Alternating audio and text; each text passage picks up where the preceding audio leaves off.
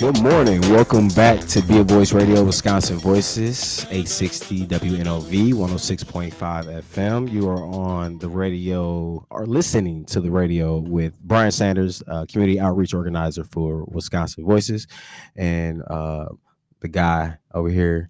The guy over here. I'll let him introduce himself as always. Sure. Good. Happy Monday, everyone. I'm Joe Dre. I'm the policy director for Wisconsin Voices. Happy to be here. A little tired, a little sluggish, but we're going to get through it. Yeah. Oh, yeah. We got it. Right. Yeah, it was that weather yesterday. It just got to me, just the overall, switching in the storm. I missed that big thick of the storm.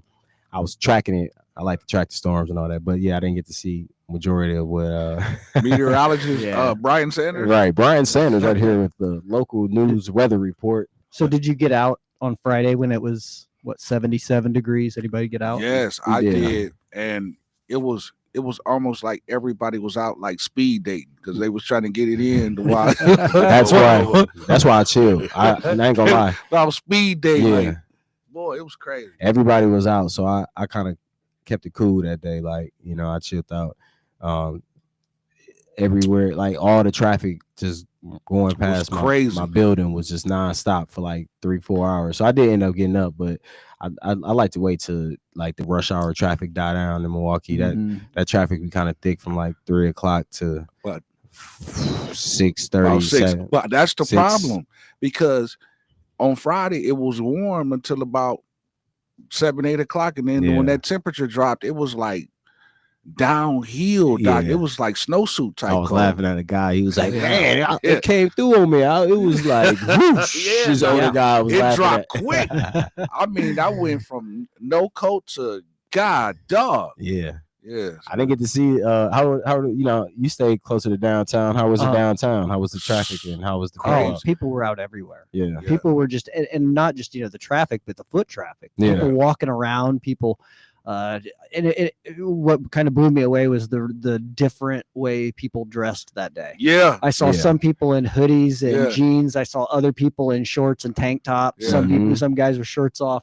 It was just I think it was whether you were ready for it or not. So ask yourself, Joe, at the end of the day, who won? The people with the sweaters or the people that was dressed?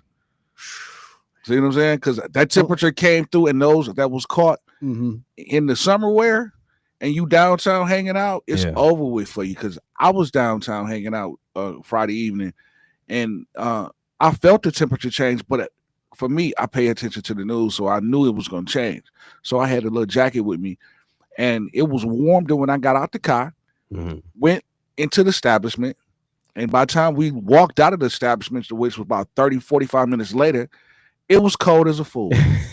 And I'm looking at these people that got on tank tops and little dresses, and they shivering and shaking, and I'm like, well, I seen the people that was smart going into that Bucks game though. I seen them going in with their jackets on, showing because they knew shortly thereafter they was showing the crowd for that loss we caught the other day, and then that loss last night. It's been a weekend of L's for the Bucks.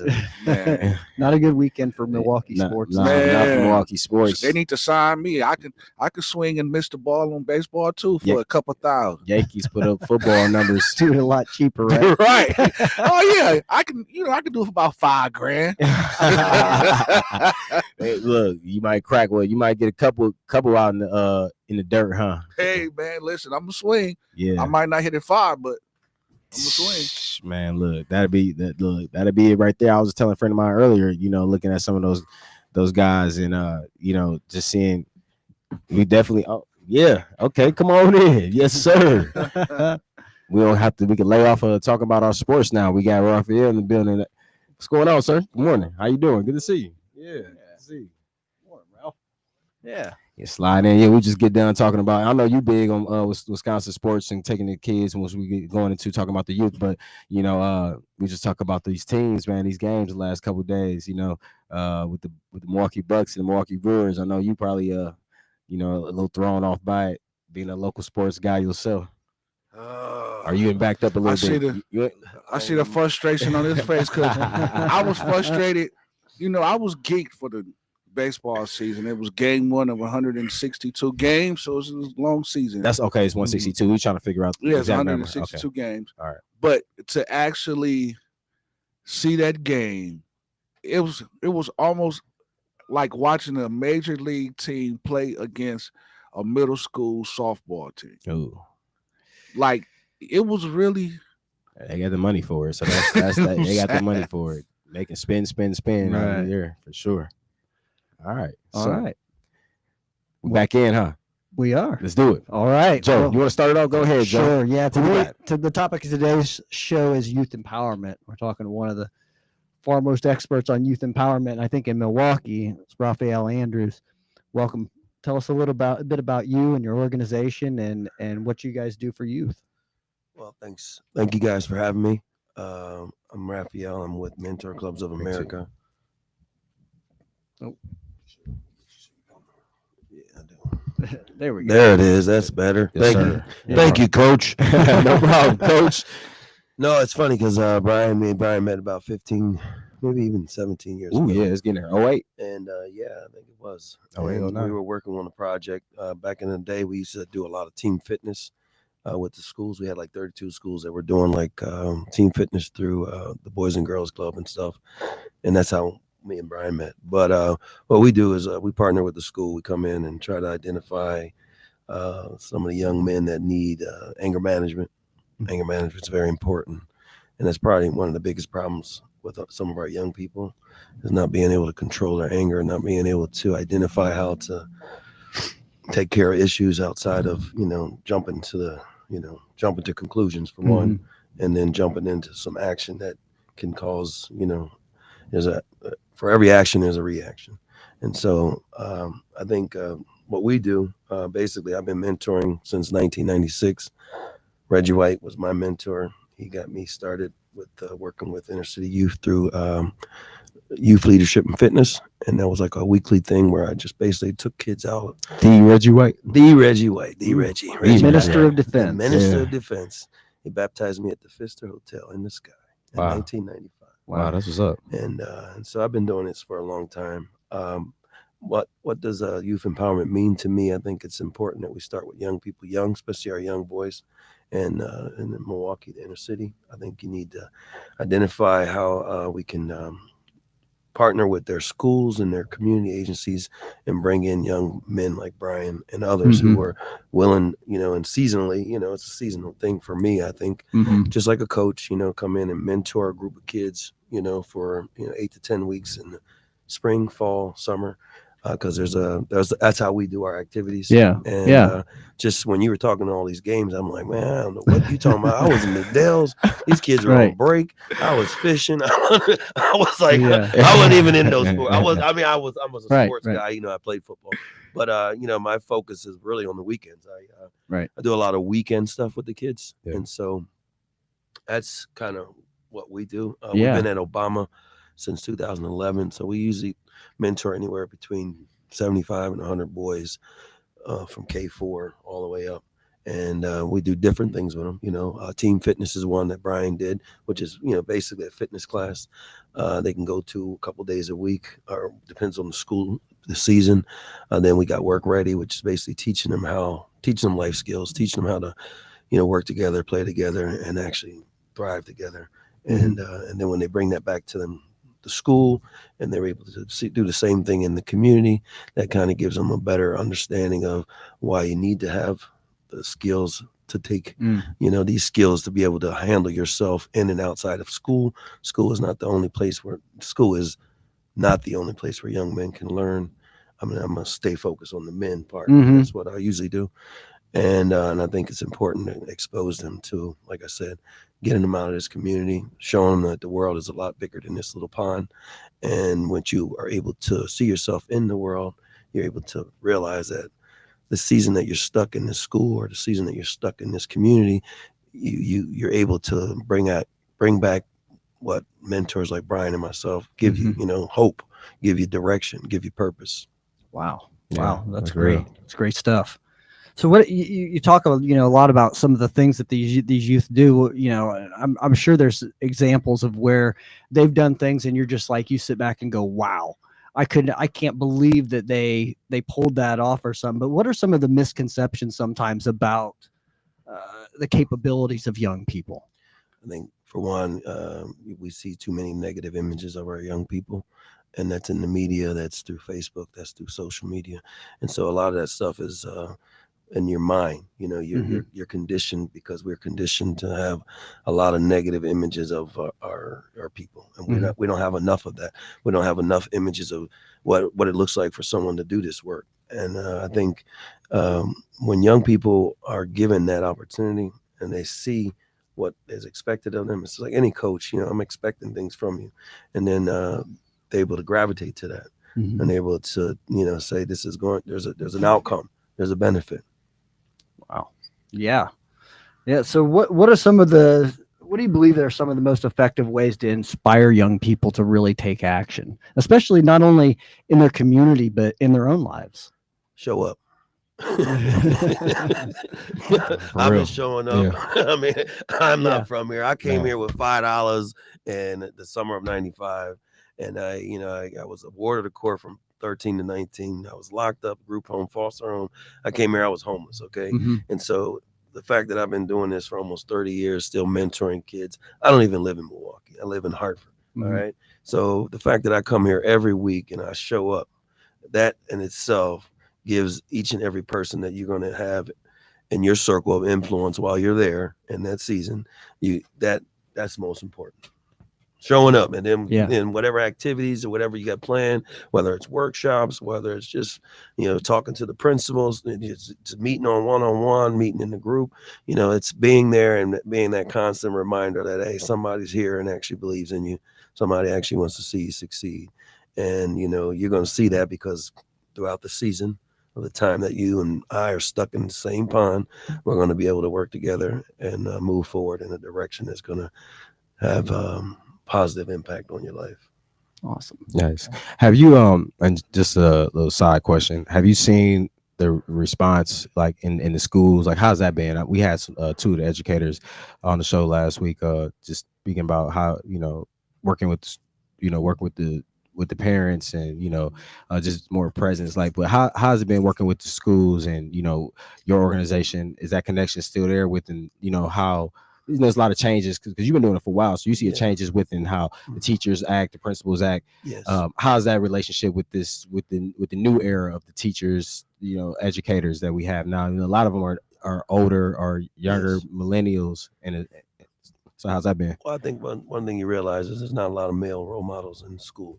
They're talking about they want to get all these police officers in school. Yeah. What they should be doing is getting mentors in these schools. What they should have school identified mentor clubs, specifically schools that are, you got a whole population of young men that are, that just need someone that's going to be there once a week, twice a week, whatever.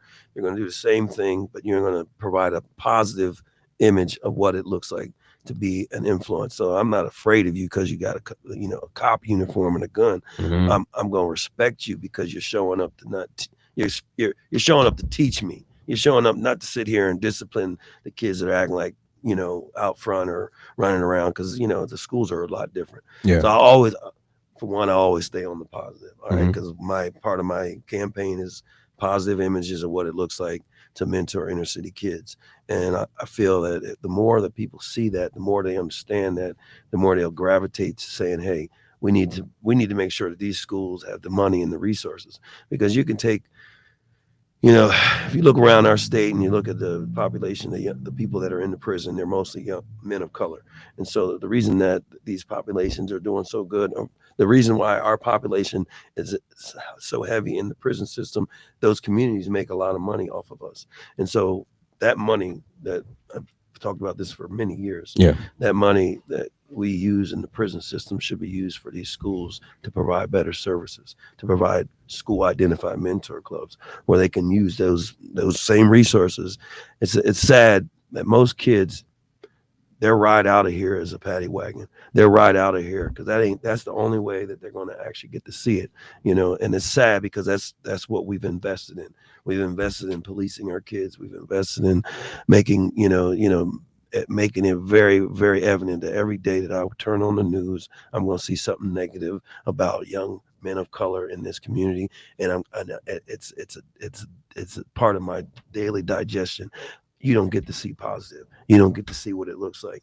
I like to be able to show that. I like to know that, and being able to do that, and been doing it for so long, you're able to provide a better image of what success can be for a young man who starts out at K4 in fitness, and by the time he's in fifth, sixth grade, he's doing workshops and going to college tours. This is early. This is I'm not waiting till you're 15, 16 to take you on a college tour. Yeah. I'm taking you on sixth, seventh grade. You're going out. You're having where I went to Concordia University. You come out, have lunch, meet the football coaches, the basketball. It ain't just about sports. It's more about seeing that there's an opportunity for you to, in this space, to be able to get out of here and make something of yourself, other than the negative stuff that you see that emulates every day on our phones and our TV. Man, I love that. Like, even just talking to you last year or the last couple of years, and again, just thank you for the opportunity as a young adult. Just because that time I was looking for, I needed a job, man. Like, and I think was he your vice president or your Tommy was and Tommy connected me with you, and I had to earn that position because y'all took us to go work out for them jobs. Like, and I seen some people who was there got cut. It was like 3-4 people who was with us that day that got cut. I don't even remember being that many. Yeah, they wasn't playing. Like, you had to try out for this job. It wasn't like you just came in just because I knew Tommy. Like, if I was not working out, if I wasn't in shape, it wouldn't have worked. But luckily, I've always stayed in pretty good, decent shape. And that type of work right there just reminds you of like why it's important, because I was going into schools in the inner city, working with kids who was treating me like they big brother. That and that impact you have going to those schools for all those months, and building relationships with the principals and teachers, and I definitely know taking the kids and putting them in a space outside of Milwaukee has been just really rewarding. How's it with the returning kids? Like, how's that been? Just seeing the ones that you've like the success you had some success. I would love to hear a couple of success stories. Man, before we go to break. I know we almost on break, but we get a couple. I got a couple guys. One guy, he went to Marquette. He became track star. His name is Danny, and he actually, I think he works at Coffee Makes You Black, right? Okay. I think he's the manager there.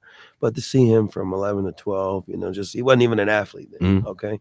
And then to do all these things, summer camps, going to Pennsylvania. I used to do a lot of missions work, and we would take missions, bus of like 35 kids to Pottstown, where I grew up in Philadelphia, outside there, and do like a VBS in the summer. And he was a part of the first group that went, him and his brother. And his brother owns his own business. He's in Indiana. He's doing good. He's got a wife. He's got 4 kids. He's never been to jail.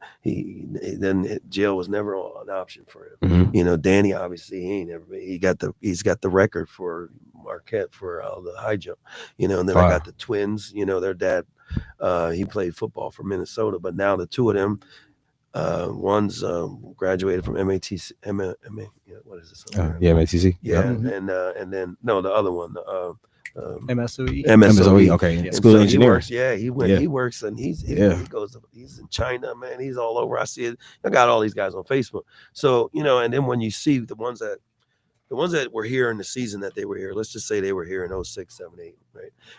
Then the group of people that are friends on Facebook are the same kids that they were in the program with. So if they're, mutual friends, you can like, oh, look, they're still friends with such and still such. Got their cohort. They still got their core group of men that are a group of people that were in the program with them. And one guy, he's a national model, man. This dude's an international model. His name is Elijah. He to see him at the pyramids and all this other stuff, he does like a lot of stuff on social media. It makes me proud, because I remember when he first came, I know that he didn't have a dad. He didn't have those things, but he did have the opportunity to participate in the seasons while he was here. And he came back too, and he became a mentor, and he worked at Hickman Academy for me back about 10 years ago. Okay. But still, he's got kids. He's not in jail. He's living the best life that he can. And that's what you really want as a mentor. You want to be able to save these young men from having these negative contacts with police, and those contacts leading into marks on their flesh, on their record, basically, and giving and making it harder for them and the seasons of life that are to come. I like that. Yeah. Rafeal Andrews, MCCA, Be a Voice Radio, Wisconsin Voices. We're gonna take a quick break, come back, and finish up questioning this guy, see what else he got going on. See y'all in a little bit.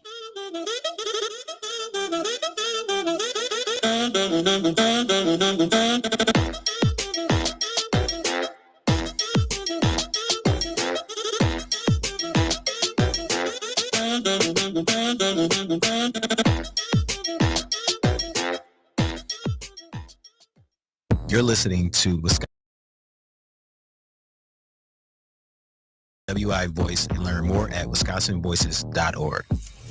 Remembering what we stand for. At Wisconsin Voices, we remember what we stand for.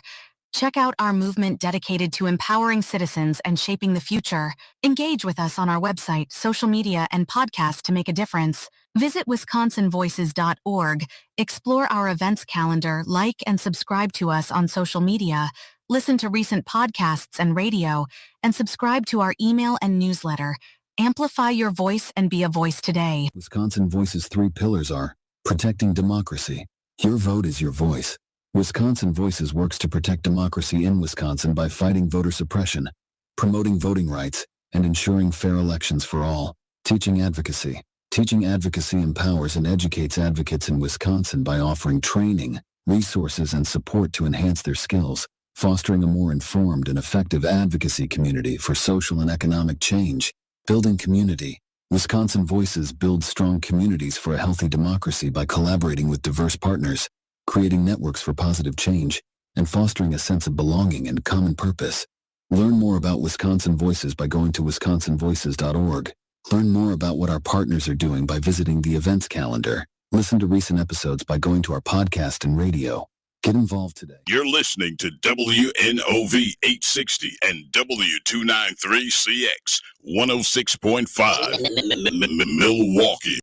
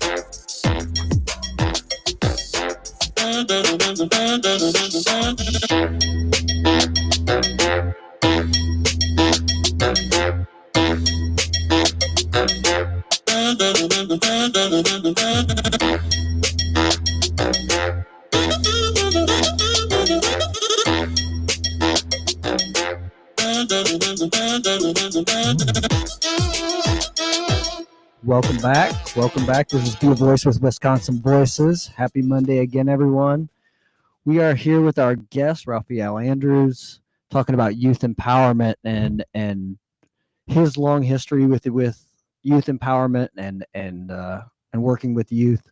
So we're going to get right back into it. How do we support young people in their journey without overwhelming them, Rafeal? Every young person that we do, or that we get an opportunity to have this relationship with, we got to understand that they're coming to us and from various situations. So it's important just to accept the young person and accept where they're at the point in time where you meet them, because a lot of these young, like I said, anger management is one of the biggest issues. So I got most of the kids that come to me are, the teacher like, man, I don't know if he's going to work, and that's exactly how it is. I don't know if this one, because they don't listen for nothing, or they don't, they don't respect this. They don't, and that's just the nature of the situation. Our young people are exposed to a lot of negative stuff, and so they emulate a lot of that. And they think a lot of that is fashionable, but the reality is a lot of that is it's unmarketable. So if you know what market value is, then you'll understand that you're unmarketable because you're unable to provide anyone the marketability that you need to work for them or to provide them a service.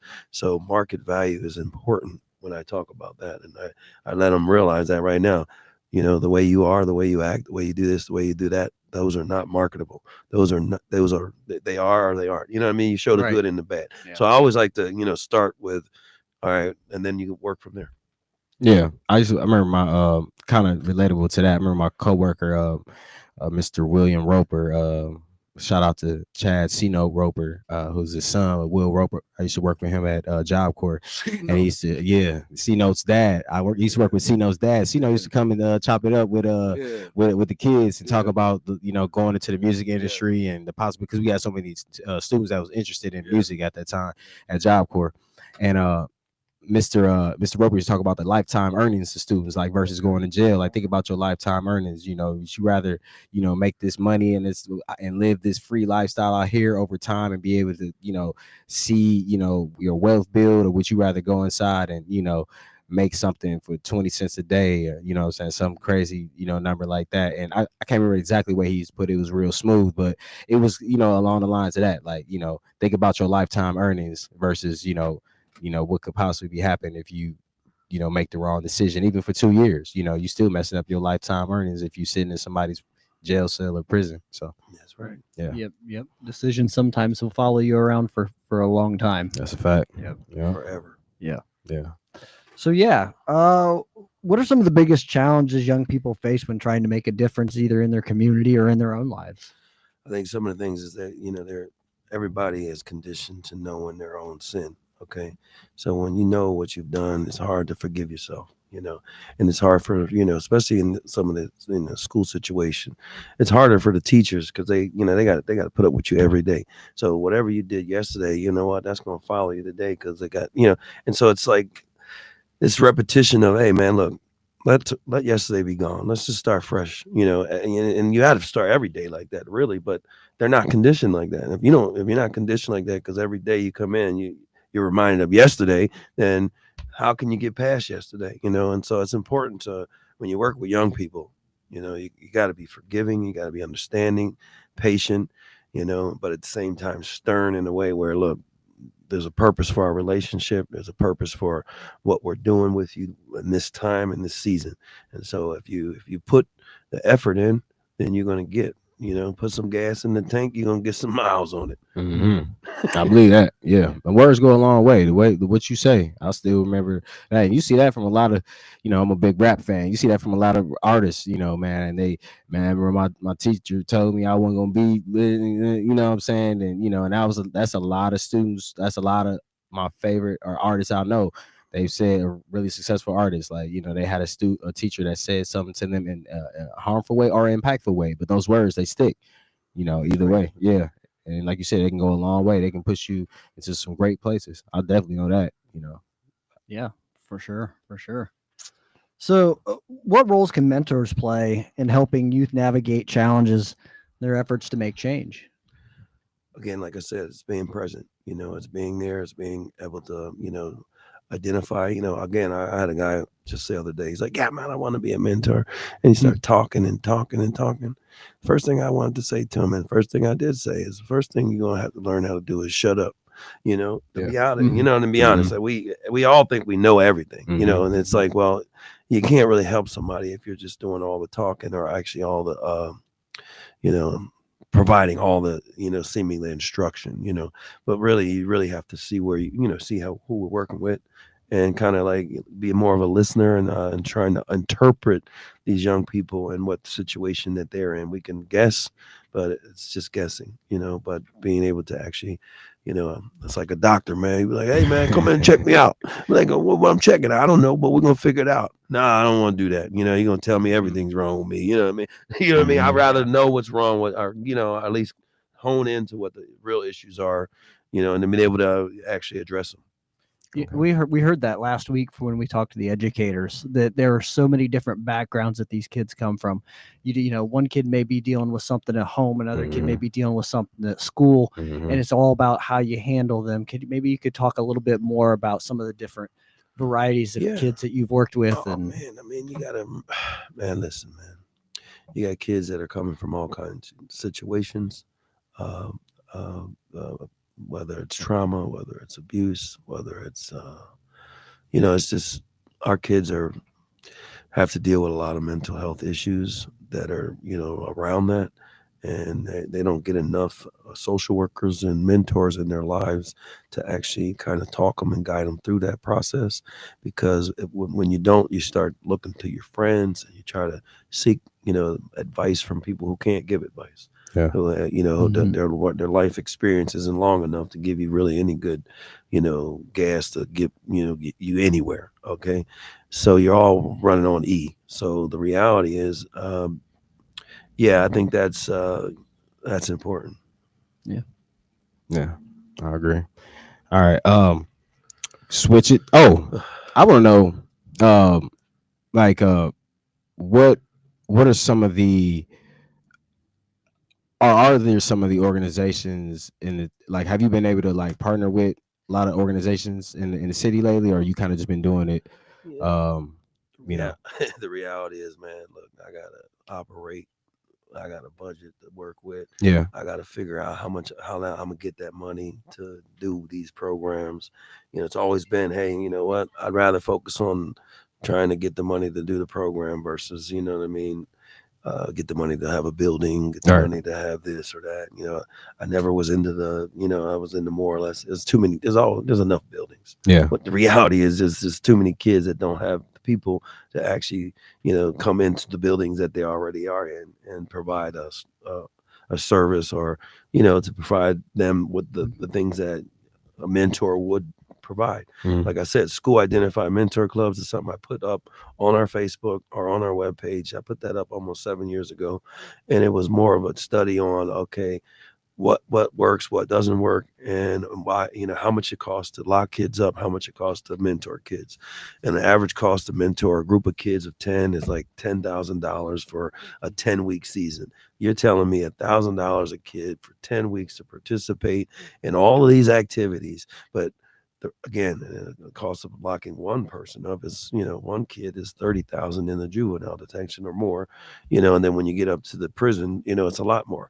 So, $10,000 ain't bad, for a whole season for these kids to have these experiences. It's just finding the people that believe in that, finding the individuals, the foundations, the companies, or whoever. And that's how we do it. We got individual sponsors. We got, we don't do a lot of the foundations at the beginning.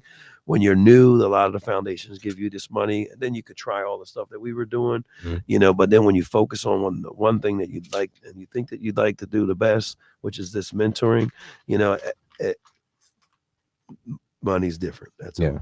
And but it's okay. We've been here, we've been doing it. I'm not complaining about it. I've had a GoFundMe that's been up for 10 years. And that GoFundMe's, I looked at it today, I think it only raised $18,000. Now you think, no, that's just one avenue.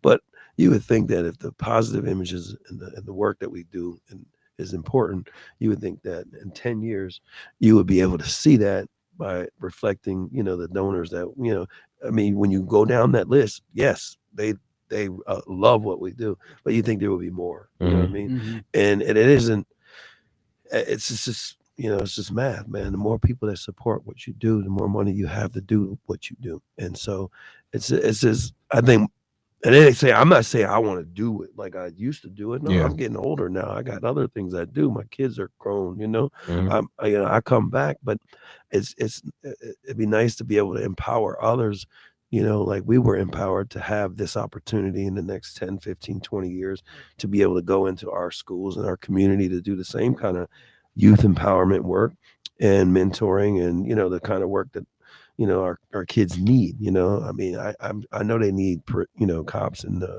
in the schools, especially some of the schools that have a lot of this, a lot of the issues and problems and crime. but at the same time, they all need mentors. So they all need social workers. So every single school that you can talk that has a lot of young men, young boys from the inner city, boys of color, whatever you want to say, they need men like yourself and I that are going to commit to being there and to this process of helping these young people learn how to live in this community, live outside of this community, and live in the world that we live in. Yeah, I agree. You do a lot of stuff outside of the community by taking some of these kids that live here in Milwaukee and take them outside of the community and do some really awesome things. Could you talk a little bit more about some of those cool things that you guys do? Oh yeah. So the kids were on break last week. Our first thing was I live in Hartford, I told you. So what we do is we go to the Mine Shaft. Mine Shaft has a game room. It's a multi-million-dollar game room.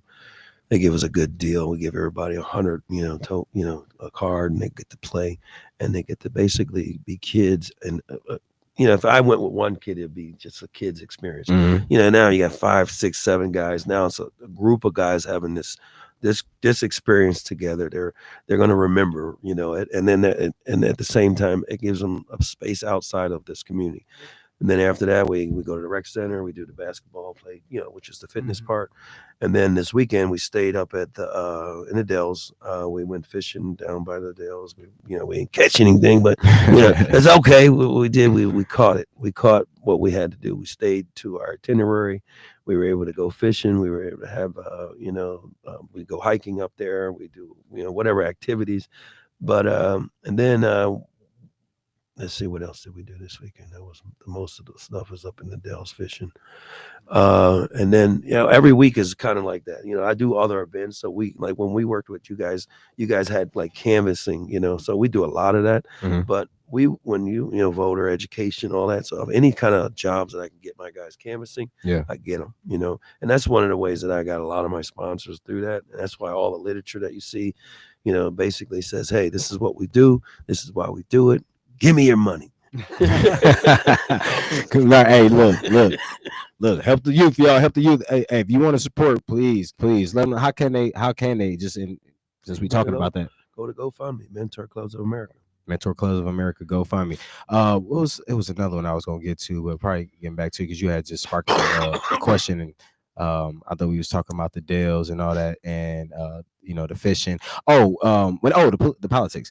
Well, the political scene, like have you seen more of an interest in with the canvassing and some of your youth? Have you seen more interested in getting to know more about just the political scene? I think they realize the more you're out in the community talking to people that are different than you, you realize that you do have an opinion, and when we get out there, our opinion is Black boys need mentors. Okay, our opinion is we want to show you positive images of what that looks like.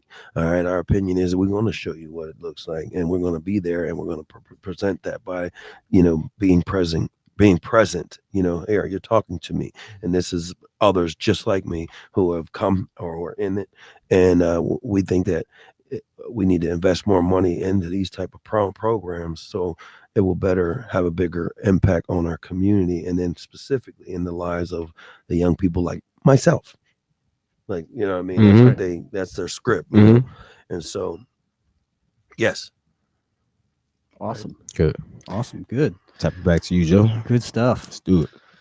So, how can youth be more involved in local government and policy decisions?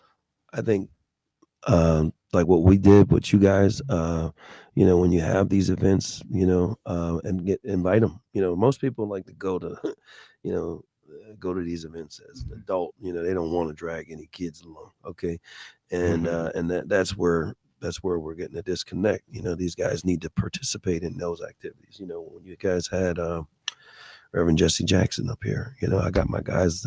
I never met Reggie, but I was like, well, you guys can meet him too. What I mean, to make sure that they participate. Because they're in the program at the time. So I try to tailor a lot of the stuff around events. We go to all the Badger games. We do some of the Packer games, and I think having those opportunities, they just get exposed to seeing why it's important to have a voice. That's what this is about. It's your voice, and your voice is, look, man, we need mentors in our community because it's going to help us become more self-sufficient, work ready, and responsible. And that's it. When you have these trips or you take these youth on these activities, what's been the response? I'm sure you've seen over 30 years, you've seen a wide range of responses, but maybe go through some of those, how it started, how it finished. Yeah. Well, I guess the most important part is, hey man, look, you guys, you always want to.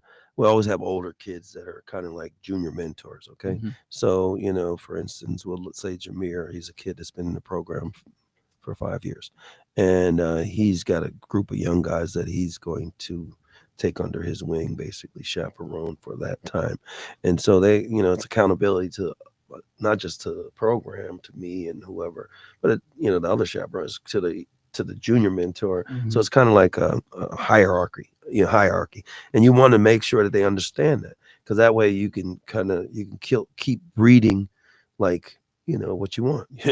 This is a process, and the only way that Jameer got there was because Jameer was here 5 years, and the reason he's doing so well and that where he is because of what he's been eating. Boy, what he's been feeding the mind, right? Yes, the body, the mind, the opportunities, the exposure, you know what I mean? Let me see. Where's Jameer at? I think I got a picture of him right here. That's him right there with the chief of police for Madison. That was at the Martin Luther King event that we went to. They always have it at the Capitol. And, I think it's important for these people to understand that, when he looked at him, he was like, man, this kid's only 14. He was like, yeah, he's 14, but you know what? He's got a lot of potential and he's going to make it. And that's what you want people to see. You want them to see that right away, because they have someone like, Brian, myself, or, mentors in their lives that are going to keep them, try to keep them on the straight and narrow. At the same time, yeah, they're going to make mistakes, but again, you got to be a forgiving person. We're all with sin.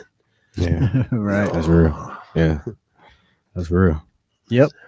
Good stuff. Good stuff. So yeah, Brian, anything else before we get ready to ship off the break here in a couple minutes? Oh no, we're gonna end it out with right when we get back. I think everything has been rolling pretty smooth with me. All right. Go ahead and take us off in the break. Thank you.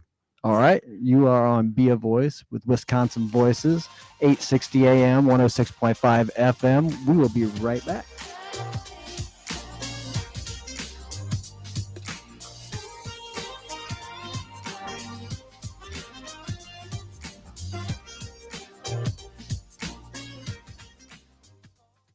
Here's your updated forecast. Skies will become mostly sunny here for today with a high in the mid-40s. North winds at 10 to 15 miles per hour. Then for tonight, partly cloudy with a low near 29. By Tuesday, we'll have increasing cloud cover, a high around 41 degrees. Wednesday, a chance for some showers and thunderstorms, cloudy and breezy, high of 63. Thursday, sunshine, high 52.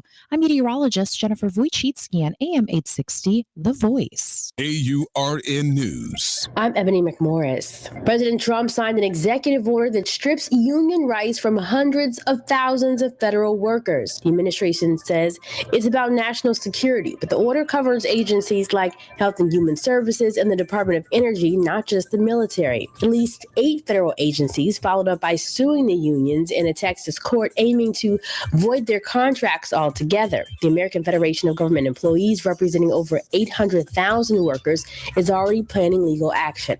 Public sector unions say this is just the latest in a long list of attacks aimed at shrinking the federal workforce and silencing labor's voice. Critics also point out that law enforcement unions, Trump's political allies, were conveniently excluded from the order. More than just paperwork, this move threatens job security, workers' protections, and the future of collective bargaining in the federal space. For AURN News, I'm Ebony McMorris.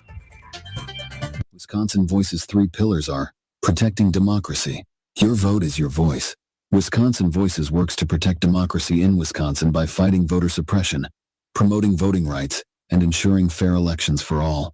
Teaching advocacy. Teaching advocacy empowers and educates advocates in Wisconsin by offering training, resources, and support to enhance their skills, fostering a more informed and effective advocacy community for social and economic change. Building community. Wisconsin Voices builds strong communities for a healthy democracy by collaborating with diverse partners, creating networks for positive change, and fostering a sense of belonging and common purpose. Learn more about Wisconsin Voices by going to wisconsinvoices.org. Learn more about what our partners are doing by visiting the events calendar. Listen to recent episodes by going to our podcast and radio. Get involved today. You're listening to Wisconsin Voices Be a Voice Radio. Follow us at BAWI Voice and learn more at wisconsinvoices.org. You're listening to Wisconsin Voices Be a Voice Radio. Follow us at BAWI Voice and learn more at wisconsinvoices.org. 860 AM 106.5 FM. WNOV, The Voice.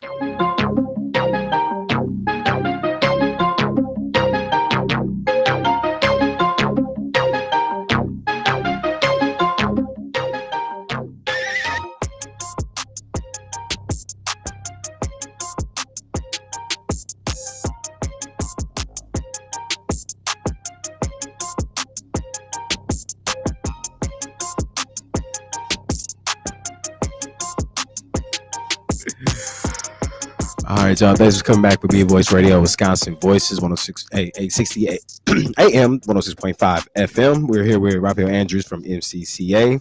I was just asking him questions about what he got going on, and I guess we are on the last question for that segment. What is some advice that you would give to young people who want to make a positive impact, but don't know where to start? Just people in general. We got people that's probably listening that want to give back, got some time to mentor, or would like their kid or their nephew, niece. I run up to a lot of grandparents, and I'm sure you do too. Raising how pretty much how I was raised by the grandparents and the aunties, for the most part, or majority of it. How can these folks that are interested from all these angles get involved with you? Well, the most important part right now, we're at Obama. And so Barack Obama School of Career and Technical Education. So you basically meet with the principal there, and they have all the paperwork, and they basically say, hey, we want to get our kid involved in what activities are going on with the mentor program. Like I said, when we had a lot of funding, we were at different sites, and I think it's important that we also talk to MPS. I think you say, hey man, I think these programs are important for our school. You need people like myself and you that actually know how to do that work. Actually can come in and just like any other contractor. Hey, how can we execute this and so it can work and benefit our kids? You just talked about the budget and MPS, and that was.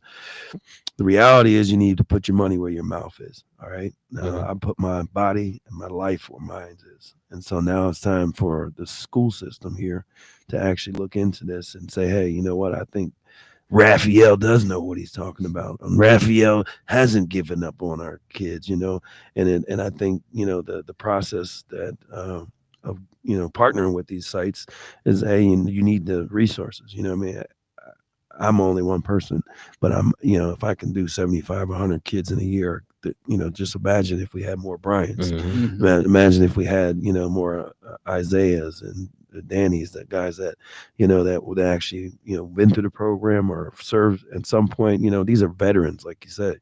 These are people who know what you're trying to get out of it and know what you're putting into it, and putting that work in and making it work so that the young people are going to get this experience, and it's going to be full circle. Yeah. So, you talked about, a lot about political awareness and things like that. And, we obviously have a big election coming up tomorrow. Maybe you could talk a little bit more about, how important this upcoming election is, not only for your organization, but for the kids that you serve. I think it's important every judge and everything that's about the criminal justice system in our community, you need to keep an eye on, because there's certain people in certain positions, and the way that they believe and what they believe in, and that the process of dealing with crime or dealing with those who commit crimes is different. And you need to be able to, hey, you need to go vote, for one. I mean, we all should be voting. I'm not telling you who to vote for. I'm just telling you need to vote, and you need to vote along the lines in which you believe. I believe in this process that I'm talking about, which is mentoring. I believe that mentoring is very important for our community, and it will change a lot of it will help with a lot of these ailments that we have. But at the same time, you need everyone else to believe the same thing. So you got to get out and get that message out.